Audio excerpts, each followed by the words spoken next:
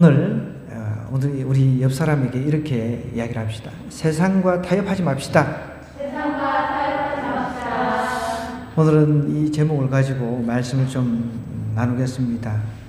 오늘 우리가 읽은 이 이야기는 이제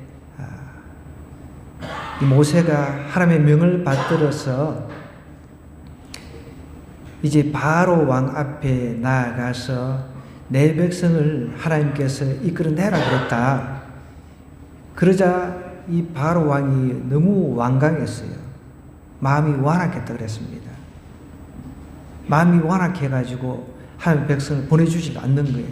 그러자 하나님께서는 이제 이스라엘 백성들은 보호하시지만, 하나님의 백성들은 보호하시지만 이 하나님의 백성들을 억압하고 핍박하는 이 백성들이 보란 듯이 이집트에서 섬기는 10가지 신들을 이제 보란 듯이 하나하나 이제 그 10가지 이집트 사람들이 섬기는 그 신들에게 재앙을 내리는 거예요. 그 내용입니다. 실질적으로 오늘 우리가 읽은 본문은 25절까지밖에 읽지 않았지만 오늘 10가지 재앙을 전체를 한번 다 다루려고 합니다. 그렇게 10가지 재앙 속전속길로 다룰 거니까 여러분들, 왜냐면은 여러분 집에 가서 성경을 읽으라 그래도 잘 읽지를 않으니까 제가 요약해가지고 10가지 재앙을 좀 요약을 좀 해서 여러분들이 전달을 좀 하도록 하겠습니다. 하나님은 자신의 백성들을 애굽에서 건져내기 위해서 여러 가지 일을 행하신다는 거예요. 오늘 그 내용입니다. 먼저 이제 모세를 보내가지고 경고를 하게 하시죠. 그 다음에는 하나님의 능력을 시범적으로 보여주십니다. 그러나 애굽 왕 바로는 그 마음이 더 굳어져가지고 이스라엘 백성들을 보내기를 거부를 합니다. 이제 하나님께서 행동할 때가 온 겁니다. 10가지 재앙을 애굽에 쏟아 부어버립니다. 결국은 이제 바로가 항복을 하죠. 오늘 이 10가지 재앙을 이제 간단하게 한번 살펴보기 전에 먼저 여호와께서 모세에게 아론에게 말씀하여 이르시는 이 부분부터 우리가 가보겠습니다. 9절입니다. 바로가 너희에게 이르기를 너희는 이적을 보이라 하거든 너는 아론에게 말하기를 너희 지팡이를 들어서 바로 앞에 던지라 하며 그것이 뱀이 되리라. 이 구약시대 고대 근동 지역에서는 하나님의 사자라 그러면은 뭔가 신적인 그 능력을 드러내줘야 돼요. 그래야 이 여호와의 사자, 어떤 하나님의 사자 이렇게 인정을 한다는 거예요. 그런 그 생각을 가지고 이 성경을 읽어야 돼요. 이 바로 왕, 이집트의 왕도 이미 관행적으로 누구누구 어떤 사자다 그러면은 그 어떤 신적인 능력을 행했기 때문에 당연히 바로 이렇게 이야기를 하는 거예요. 보이라. 너희는 이적을 보이라 하거든 너는 아론에게 말하기를 너의 지팡이를 들어서 바로 앞에 던지라 하라. 그것이 뱀이 될 것이다. 미리 이제 앞으로 될 일을 이제 하나님께서 이야기를 해 줍니다. 10절입니다. 모세와 아론이 바로에게 가서 이제 하나님께서 명령하신 대로 이제 행하여 아론이 바로와 그의 신하 앞에 지팡이를 던지니까 어떻게 됐다 그랬습니까? 뱀이 됐다 그랬습니다. 지팡이를 던지니까 뱀이 된 거예요. 자, 그러면은 지팡이, 우리가 가지고 있는 그 지팡이 있잖아요. 지팡이 들고 다니는 노인들이 들고 다니는 그 지팡이를 던지니까 뱀이 됐어요. 지팡이는 나무입니다. 재질이 나무예요. 나무가 뱀이 된다? 이거는 본질적으로 변화가 일어나는 거예요. 예수님께서 이 땅에 오셔가지고 물을 포도주로 만드셨듯이 그는 본질적인 변화예요. 이건 하나님의 영역입니다. 하나님만이 하실 수 있는 거예요. 이거는 인간의 능력으로 할 수가 없는 것입니다. 그런데 이제 이 이집트의 술사들, 마술사들 이런 사람들이 흉내를 내는 거예요. 이건 흉내에 불과합니다. 자, 볼까요? 이제 뱀이 됐어요. 11절에 바로도 현인들, 아주 똑똑한 사람들을 뽑아가지고 나라를 다스려야 되니까 현인들과 마술사들을 불렀다 그랬습니다. 그 애굽 요술사들도 그들의 요술로 그와 같이 행하되 각 사람이 지팡이를 던짐에 뱀이 되었으나 아론의 지팡이가 그들의 지팡이를 삼켜 잡아먹어 버렸다 그랬습니다. 그러면 이 바로 현인들, 마술사들, 요술사들도 지팡이를 던져가지고 뱀이 되게 했네. 이렇게 우리가 문자 그대로 이해할 수가 있습니다. 근데 참 고민이 되죠. 제가 조금 전에 말씀드렸죠. 하나님 아니고서는 본질을 완전히 다른 재질로 변화시킬 수 있는 능력은 없다면, 자, 그러면 이걸 어떻게 해석할 것인가? 많은 학자들이 이제 해석을 하기를, 대다수가 이렇게 해석을 합니다. 그때 당시 이집트에는 여기서 나오는 뱀은 독사 코브라를 말합니다. 코브라. 이집트 왕, 아까 전에 우리 주일학교 일부 예배 때 보니까 바로가 모자를 쓰고 있잖아요. 거기 보면은 모자 앞에 이 코브라, 여러분 유심 보셨어요? 저는 그걸 유심 봤거든요. 코브라 모양으로 되어 있습니다. 그것을 신으로 이제 섬깁니다.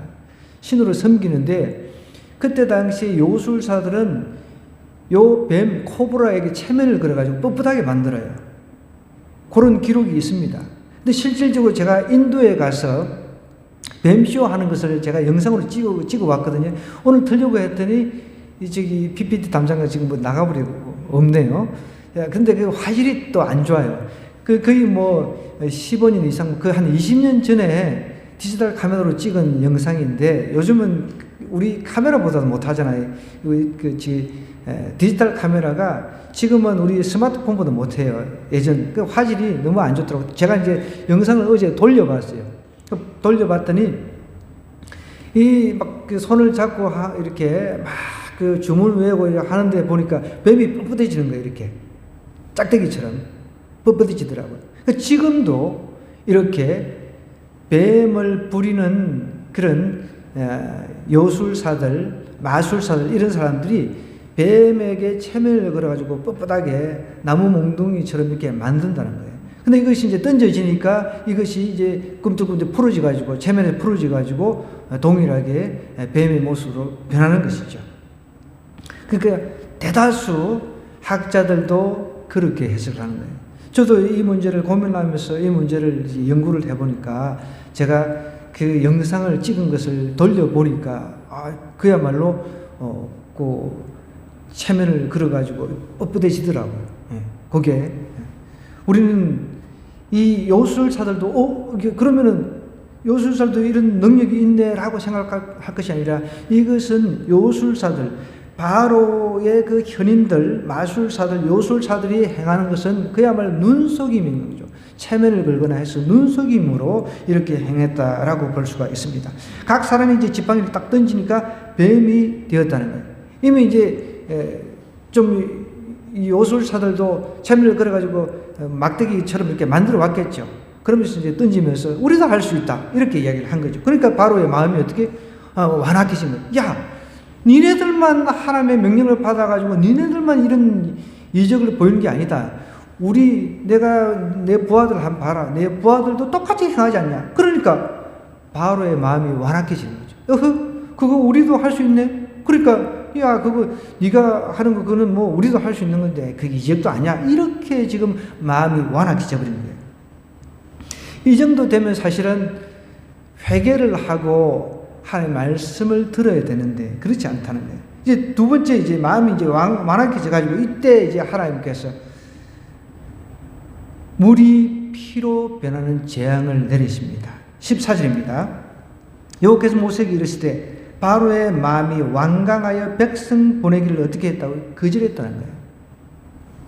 아침에 너는 바로에게로 가라. 보라, 그가 물 있는 곳으로 나오리니 너는 나일 강가에 서서 그를 맞으며 그 뱀 되었던 지팡이를 손에 잡고 그에게 이르기를 히브리 사람의 하나님 여호와께서 나를 왕에게 보내 이르시되 내 백성을 보내라. 그러면 그들이 광야에서 나를 섬길 것이니라 하였으나 이제까지 내가 듣지 아니하도다. 여호와가 이같이 이르는 내가 이로 말미암아 나를 여호와인 줄 알리라. 볼지어다 내가 내 손에 지팡이로 나일강을 치면 그것이 피로 변하고 나일강에 고기가 죽고 그 물에서는 악취가 나리니 애굽 사람들이 그 강물 마시기를 싫어하리라 하라. 여호와께서 또 모세에게 이르시되 아론에게 명령하기를 내 지팡이를 잡고 내 팔을 애굽의 물들과 강들과 운하와 못과 모든 호수에 내밀라 하라. 그들이 피가 되리니 애굽 온 땅과 나무 그릇과 돌 그릇 안에 모두 피가 있으리라. 강물을 피로 이제 만들어 버립니다. 그러니까 이건 하나님의 능력 아니고서는 할 수가 없는 것이죠. 조금 전에도 예수님께서 이 땅에 하나님께서 육신을 입고 오셔서 하신 그 제일 첫 번째 기적이 물을 갖다가 포도주로 그 완전히 본질적으로 변한 겁니다. 물이 피로 변한다라고 하는 것은 본질적인, 그냥 여러분 생각해 보시오. 물감을 집어넣어 어떻게 강물을 갖다가 빨간색으로 만들 수 있겠습니까? 이 말도 안 되는 거죠. 모든 애굽에 그 물이 다 피로 변한 거예요. 예외적으로 하나님의 백성, 이스라엘 백성들이 마신 물은 피로 변하지 않았습니다.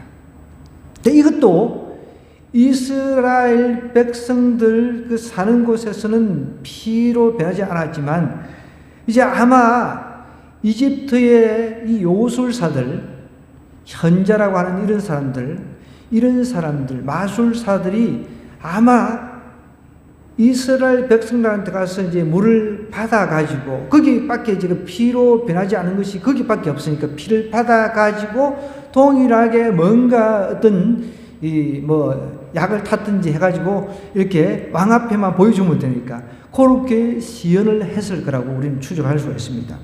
왜냐하면 여러분, 본질을 변화시킬 수 있는 것은 하나님밖에 없습니다. 우리 인간의 능력으로는 어떻게 여러분 물을 갖다가 피로 만들 수가 있나요? 자, 우리가 그게 가능하다라고 한다면은 우리는 이렇게 역으로 질문할 수가 있어요.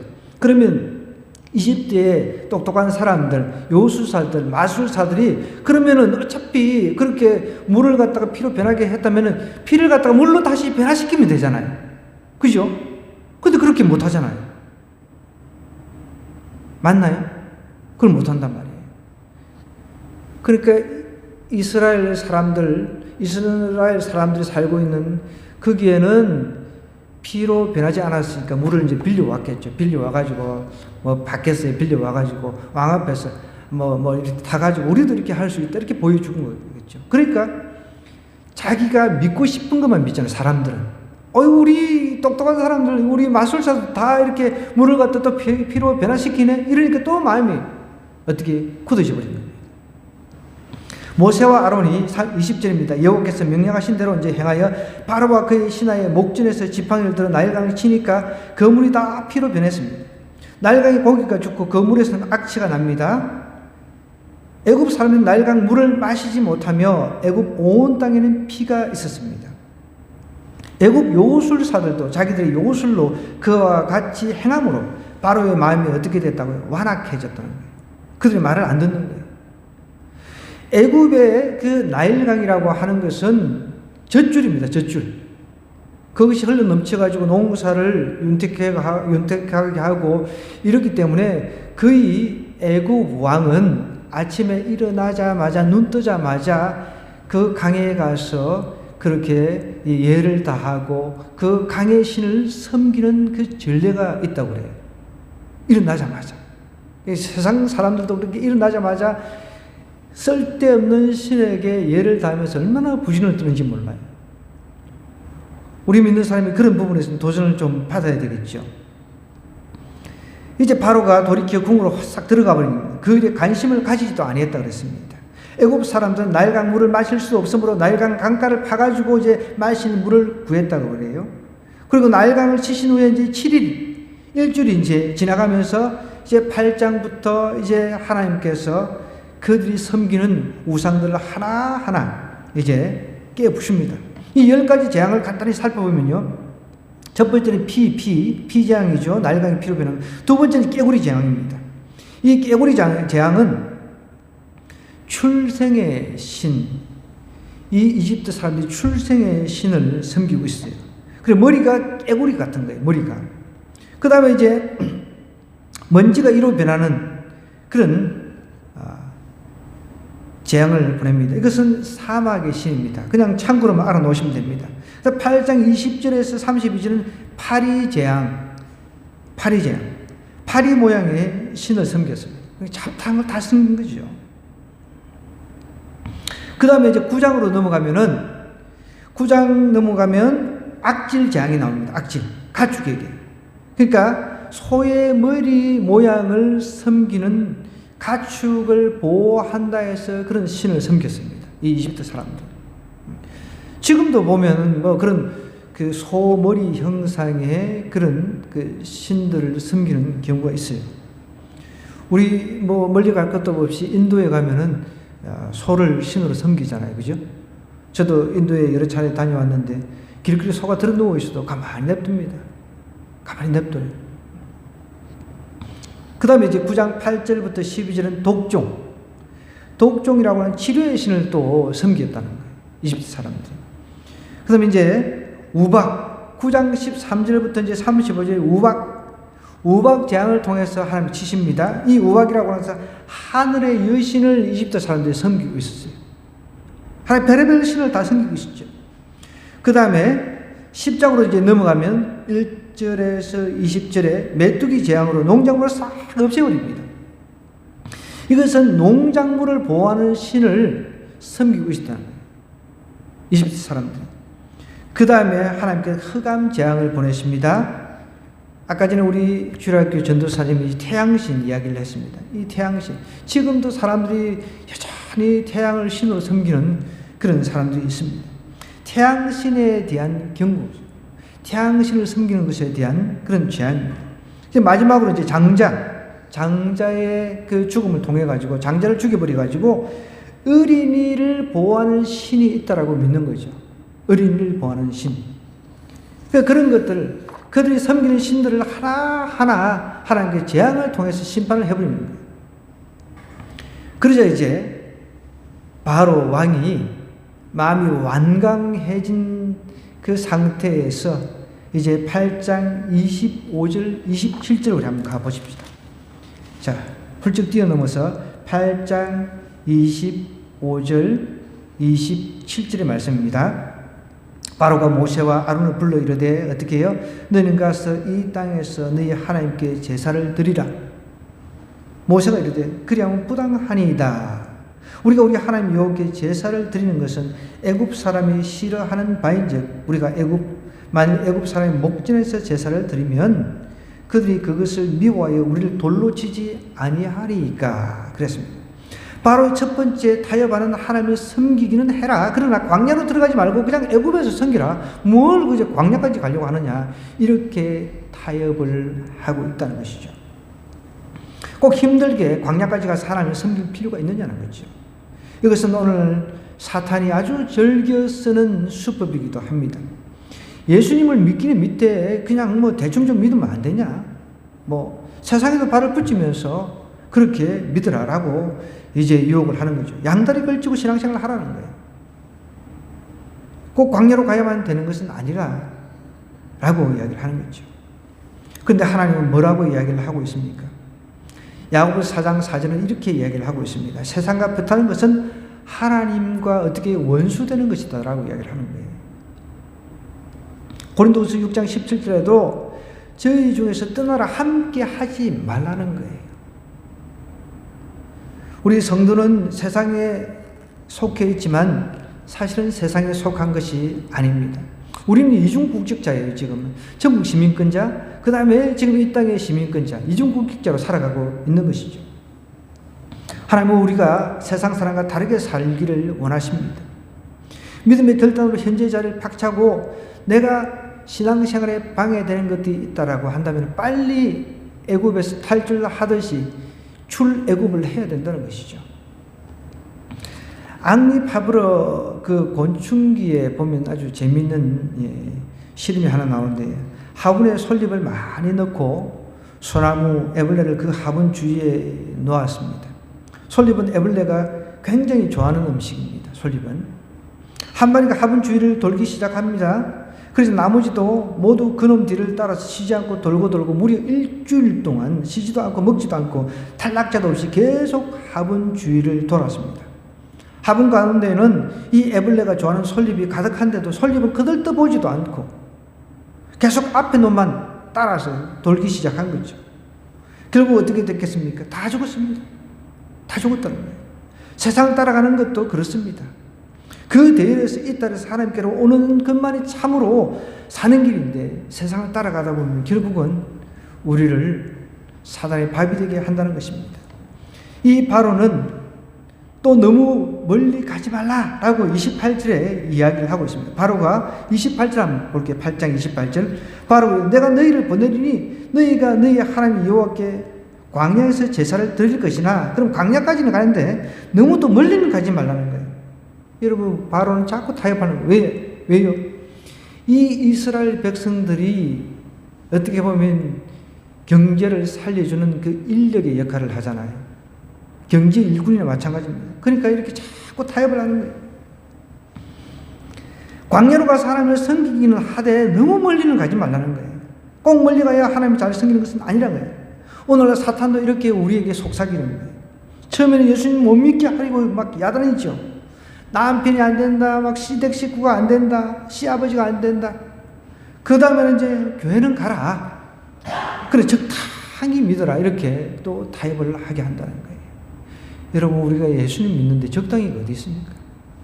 예수님 믿는데 적당히는 없습니다. 죽기 살기로. 우리 예수님의 제자들의 그 일생들을 보면 그야말로 죽기 살기로 믿었습니다. 죽기 살기로. 적당히 타협하는 식으로 믿지 않았다는 것이죠. 예수님을 믿되 그냥 너무 깊이 빠지지 말라, 이런 이야기 우리 들어보셨을 거예요. 깊이 빠지는 게 어떤 것입니까? 그럼 깊이 안 빠지는 게 어떤 것입니까? 여러분, 우리가 예수님과 깊은 관계에 빠져야 그 속에서 나오는 샘을 우리가 얻을 수가 있잖아요. 하나님의 음성도 그 속에서 들을 수가 있고, 하나님의 그 지도를 우리가 받을 수가 있는데, 그럴 때 우리가 이 환난, 우리가 지금 당하고 있는 여러 가지 생활 속의 어려움을 하나님의 능력을 통해서 헤쳐나갈 수가 있다는 것이죠. 적당히 이렇게 해가지고는 어떻게 우리가 신앙생활에서 나오는 그 깊은 샘을 내가 누릴 수 있냐는 거예요. 오늘날도 사탄은 적당히 좀 하라고 이야기를 한다는 것이죠.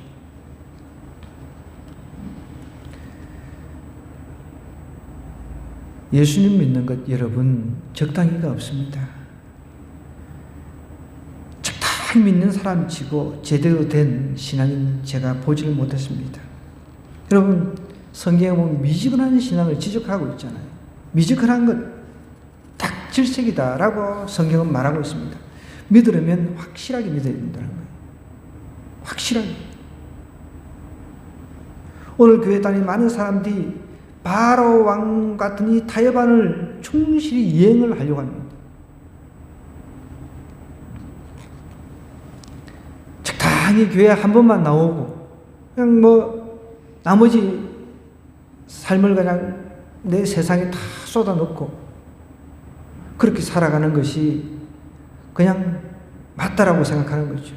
여러분, 여기에 엄청난 사단의 계략이 있다는 걸 꼭 기억해야 됩니다. 진리를 바로 알고 바로 믿어야 된다는 것이죠. 이왕 믿으려면 뜨겁게 좀 믿어야 되겠죠. 여러분, 우리가 연애를 하는데 적당히 일주일에 한 번 만나고 그냥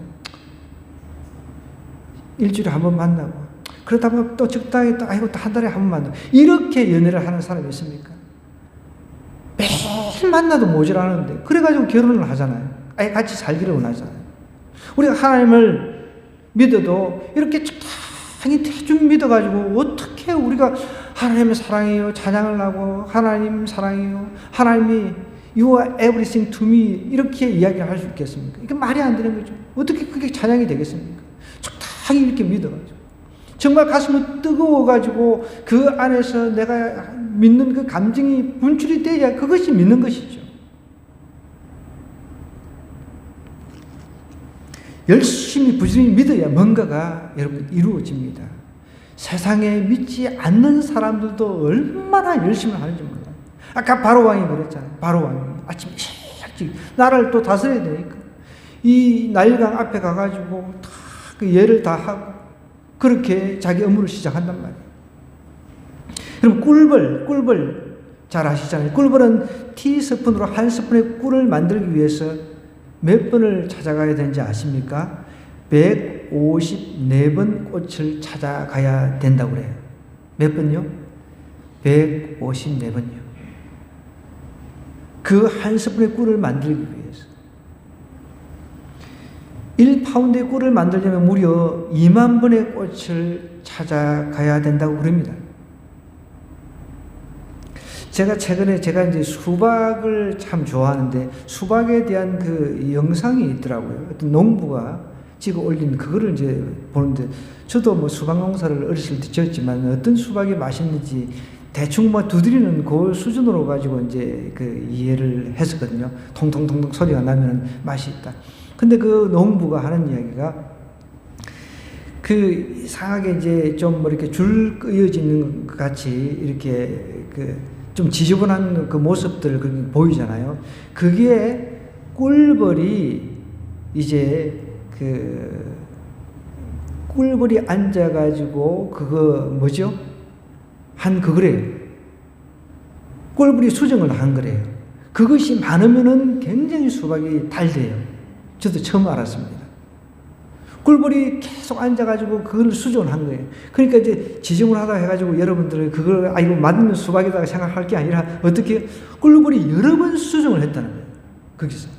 그러니까 이제 막 이상한 막 줄을 긋더라도 막 이상하게 이렇게 막 낙사해 놓은 것 같은 거 있잖아요. 그게 꿀벌이 수정해서 그런 게 나왔기 때문에 한 번 그런 게 나왔다 그러면 한 번 한 것이고 두 번 나왔다 그러면 꿀벌이 두 번 했고 세 번이 나왔다 그러면 세 번 꿀벌이 수정을 했다는 거예요. 그러니까 그 수박은 정말 기가 막히게 맛있다는 거예요.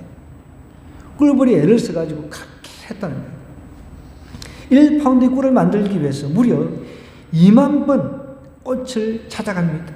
수박을 맛있게 만들기 위해서 그렇게 여러 차례 가서 이제 수정을 하는 거예요. 오늘 우리 그리스도인들이 어둠과 이 혼탁한 세상에서 신앙의 꿀맛을 제대로 내려면 꿀과 같은 열심과 부지런함이 필요합니다. 그러니까 이것은 어느 정도 멀리 가지 않고서는 이룰 수 있는 게 별로 없다는 거죠. 중요한 교훈입니다. 또 이제 바로 이 왕은 어떻게 또 타협하는지 한번 보자고요. 10장 우리 한번 가볼까요? 10장. 오늘 쭉쭉 이렇게. 자, 9장은 이제 가축이 죽는 거고 10장입니다. 10장 7절부터 11절 한번 눈으로 한번 보겠습니다. 계속 이제 10가지 장이 나오는데 바로의 신하들이 그에게 말하는데 어느 때까지 이 사람이 우리의 함정이 되리까 그 사람을 보내어 그들의 하나님 여호와를 섬기게 하소서. 이제 밑에서 들고 일어나는 겁니다. 이제 밑에서 왕은 아직도 애굽이 망한 줄 알지 못하시니까 막 신하들이 이야기를 하는 거예요. 모세와 아론을 바로에게 다시 데려오니 바로가 그들에게 이르되 가서 너희의 하나님 여호와를 섬기라. 갈 자는 누구냐? 모세가 이르되 우리가 여호와 앞에 절기를 지킬 것인즉 우리가 남녀노소와 양과 소를 데리고 가겠다. 그러니까 이제 바로가 또 이야기를 합니다. 내가 너희와 너희 어린 아이들을 보내면 여호와가 너희와 함께 함과 같으니라. 보라, 그것이 너희에게는 나쁜 것이다. 그렇게 하지 말고 너희 장정만 가라는 거야. 또 장정만 가서 여호와를 섬기라. 이것이 너희가 구하는 바니라. 이에 그들이 바로 앞에서 쫓겨났다 그랬습니다. 다른 타협안을 이제 또 제시를 하는 거예요.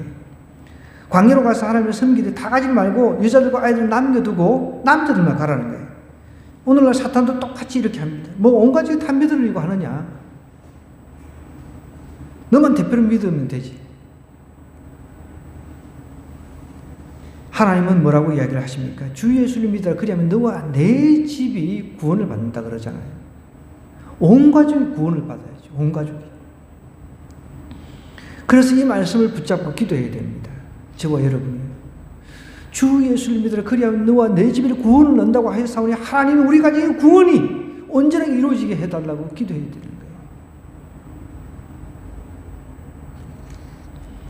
남편이나 아내 혼자 교회 다니는 것보다는 부부가 함께, 또 부부가 두 사람만 나오는 것보다 자녀가 함께 나오는 게 얼마나 좋습니까, 여러분? 오늘 우리는 사단의 그 말에 솔깃하게 넘어가면 안 된다는 거예요. 또 이제 24절부터 26절, 10장 24절부터 26절 한번 볼까요? 또 어떻게 타협하는지 보자고요. 24절부터 26절. 바로가 모세를 불러서 이르되 너희는 가서 여호와를 섬기되 너희 양과 소는 머물러 두고 이 재물은 또 놔두고 가랴. 어린 것들은 너희와 함께 갈지라. 모세가 이르되 왕이라도 우리 하나님 여호와께 드릴 제사와 번제물 우리에게 주어야 하겠고 우리의 가족도 우리와 함께 가고 한 마리도 남길 수 없으니 이는 우리가 그 중에서 가져다가 우리 하나님 여호와를 섬길 것이며 또 우리가 거기서 이르기까지는 어떤 것으로 여호와를 섬기는지 알지 못함이다 그랬습니다. 재물은 냅두고 가래요. 아이들은 데리고 가도 좋은데 양과 소는 놔두고 가라는 거예요. 재산은 귀한 것이니 끝까지 붙들겠다는 거죠. 사탄도 오늘날 그렇게 합니다. 돈이 최고다라고 항상 우리의 마음을 갖다가 뒤집어 놓습니다. 시간 들여라, 몸도 들여라, 마음도 들여라. 그러나 물질은 들이지 말라는 거죠. 물질, 이 물질은 주님께 드린다는 것은 참 여러분 쉬운 게 아닙니다. 죄송한 말입니다만 우리 유집사는 그 남편 이야기를 좀 하겠습니다. 제가 참 대리할 때 우리 유집사 남편을 태워서 이렇게 왔었잖아요. 또 감동받아가지고 눈물을 흘리고 그러더니 우리 또 참 유심할 가서 막 교회 헌금 많이 하라고 막 그랬습니다. 그때는. 이제는 조금 반대인 것 같아요. 이제 교회 자기 아내가 막 교회 나오는 것도 이제 불편해요. 또 자기가 태워줘야 되잖아요.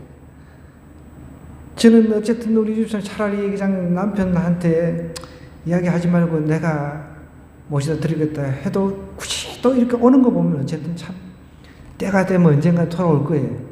이거 보면 믿으시기 바랍니다. 이렇게 사람들은 자꾸만 타협을 하는 거죠. 타협을 해서 요거는 놔두고 그냥 하나님 섬기라 이렇게 이야기를 한다는 거예요. 여러분 물질은 주님께 드린다는 것, 이 물질을 주님께 드린다는 것, 이게 참 쉬운 게 아닙니다. 자신의 삶이 예수님께 변했다고 해서 아무리 말해도 돈에 대한 가치관이 변하지 않는 경우가 참 많이 있거든요. 그런데 구원받은 사람은 다릅니다. 구원받은 사람은 달라요. 구별해서 드린다는 것, 참 여러분 그것도 구별해서 드린다는 것은 인정을 하는 차원이지만은 저는 그 개념조차도 다 없애버렸습니다. 나의 모든 것은 하나님 것이다. 나의 모든 것은 하나님. 그러니까 그러면은 그렇게 생각하면요 10에 1주고 10에 2주고 10에 3주고 이게 아무 의미가 없어요. 모든 것을 다 하나님 드린다 생각하니까. 구원받은 사람은 귀한 게 뭔지 압니다. 내 생명보다 더 귀한 게 어디 있습니까? 그 내 생명보다 더 귀한 것은 내가 영원 구원받은 거죠. 예수님을 통해서 영원 구원받은 거죠. 이거보다 더 귀한 게 없다는 거죠. 그 가치를 아는 사람들은 자기의 삶을 하나님 앞에 드리려고 해요. 그 삶의 가치를 아는 사람들. 그 삶의 가치를 모르니까 결국은 비본질적인 것에 대해서 신경을 쓰고 거기에 에너지를 쏟아 버린다는 것이죠. 여러분, 이 10가지 재앙, 하나님의 심판과 함께 바로의 타협안을 보여주고 있습니다. 그래서 오늘 이 사탄이 우리에게 속삭이는 그런 내용하고 동일합니다. 그냥 이 땅에서 그냥 대충 섬기고 너무 멀리 가지 말고 남자들만 가고 재물은 딱 남겨놓고 그렇게 섬기라. 우리는 이렇게 세상과 자꾸만 타협하려고 하는 음성들이 우리 길을 갖다가 간지럽힐 때 단호하게 끊어버려야 됩니다. 나와 내 가정은 오직 여호와를 섬기겠다. 이런 단호한 결단이 필요하다는 것입니다. 저와 여러분이 이런 결단을 함으로 인해서 하나님 앞에 정말 인정받는 그런 성도 되기를 주님으로 간절히 부탁드립니다.